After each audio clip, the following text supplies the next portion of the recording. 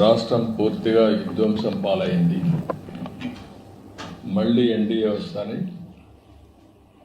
రాష్ట్రాన్ని పునర్నిర్మాణం చేస్తామని చాలా స్పష్టమైన హామీ ఇచ్చాం. వచ్చిన తర్వాత నేను 1 సంవత్సరం రేపటికి 12వ తారీఖు నెక్స్ట్ మంత్కి 1 ఇయర్ అవుతుంది. 1 ఇయర్లో అన్ని ప్రయత్నాలు చేసినా మళ్ళీ అన్ని డిపార్ట్మెంట్ని ట్రాక్లో పెట్టడానికి సమయం పడతా ఉంది. ఈరోజు మనం ఒకసారి చూస్తే 1-2 కాదు, ఎవ్రీ డిపార్ట్మెంటు డీఫంక్షన్ అయింది, లేకపోతే డీరైల్ చేశారు, ఇర్రిపేరబుల్ డ్యామేజ్ చేసి వదిలిపెట్టారు.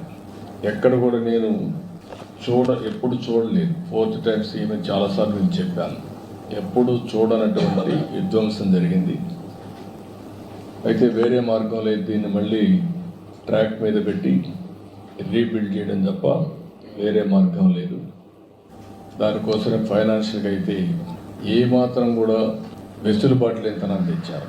ఒక పక్క బకాయిలు దగ్గర 1,20,000 కోట్లు బిల్లు మాత్రం 9,94,000 కోట్ల రూపాయలు లయబిలిటీస్ కానీ, పేమెంట్స్ డ్యూ పెట్టింది కానీ, డెట్ కానీ చేసే పరిస్థితికి వచ్చారు. అయితే ఈరోజు ప్రజలు దానికి కావాల్సిన విధంగా పనిష్ చేశారు. మాకు స్పష్టమైన మెజారిటీ, చరిత్రలో ఎప్పుడూ జరగనటువంటి విధ్వంసం జరిగింది. అదే సమయంలో